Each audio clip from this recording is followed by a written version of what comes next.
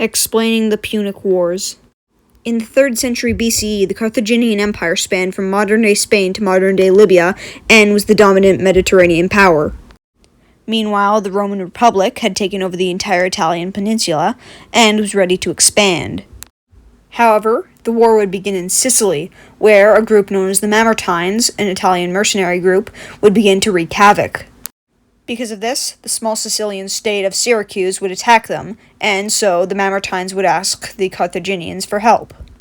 The Carthaginians would accept this. However, the Mamertines would dislike the Carthaginian occupation, so they would form an alliance with Rome.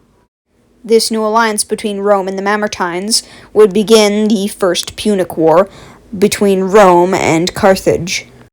The Romans would immediately march into Sicily, defeat Syracuse, and then make them into their ally.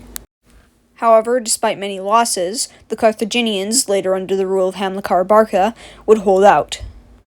Around 261 BCE, the Romans would find a stranded Carthaginian ship on their shores and would copy its design, and then would create a navy fleet in just a few months.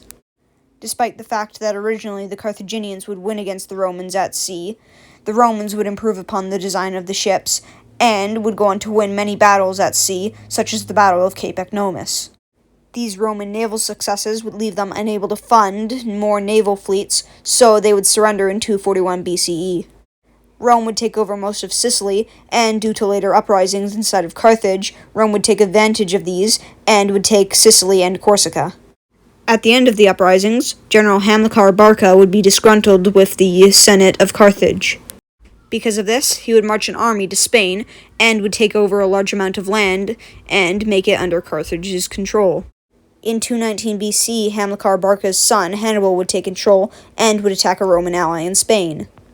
The year after, the Second Punic War would break out, only 23 years after the First Punic War. Hannibal would take his army to Italy and famously would cross the Alps with elephants. He, however, would lose most of his siege engines on the Alps, leaving him unable to invade Rome. Meanwhile, a Roman army under Scipio would march west to Spain. Over the next few years, Hannibal would devastate the Roman army, specifically at the Battle of Cannae, which would devastate the Italian landscape. So, the Romans, under Fabius Maximus, would attempt to avoid battles and would attempt to wear down the Carthaginians through a war of attrition. Meanwhile, in Sicily, things were going good for the Romans. The Syracuse had allied themselves with the Carthaginians, so the Romans would lay siege to their capital. With the help of famed inventor Archimedes, the city would hold out for a couple of years, but would fall to Rome in 212 BCE. However, elsewhere, things were not going as good for the Romans.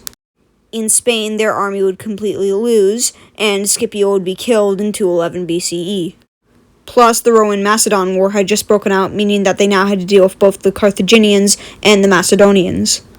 However, things would begin to change for the Romans when Scipio's son, later Scipio Africanus, would land in Spain and would take New Carthage, a strategically important point for the Carthaginians. With this victory, he gained a lot of supplies and allies, and would defeat the Carthaginians at the Battle of Alypius in 206 BCE. However, while Scipio Africanus was campaigning inside of Spain, Hannibal's brother, Hasdrubal, would decide to join his brother in the Italian campaign. Hasdrubal would arrive in 207 BCE, but would be halted by the Romans who would defeat him at the Battle of Metaurus.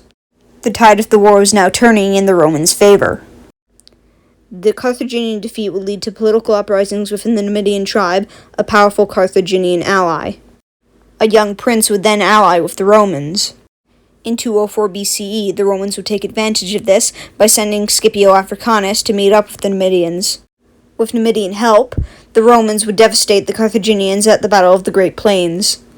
The Carthaginians would become desperate and would sign peace with Rome and would pull Hannibal outside of Italy. The Carthaginians would quickly break their armistice, so Scipio Africanus would lead the Romans into battle at the Battle of Zama.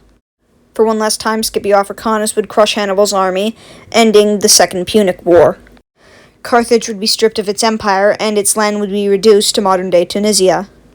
Rome was now the dominant power in the Mediterranean, and over the next 50 years, they would expand their territory immensely. However, in 149 BCE, the Romans would fear that the Carthaginians would regain their empire, so they would declare war and lay siege to Carthage. 3 years later, Carthage would fall, the city would be destroyed, its inhabitants would be massacred, and the rest would be sold into slavery. With that, the Third Punic War, along with all of the Punic Wars, would come to an end. In conclusion, the Punic Wars was a series of 3 wars that would see to an end the reign of a trading empire known as Carthage. Thank you for watching this video on the Punic Wars.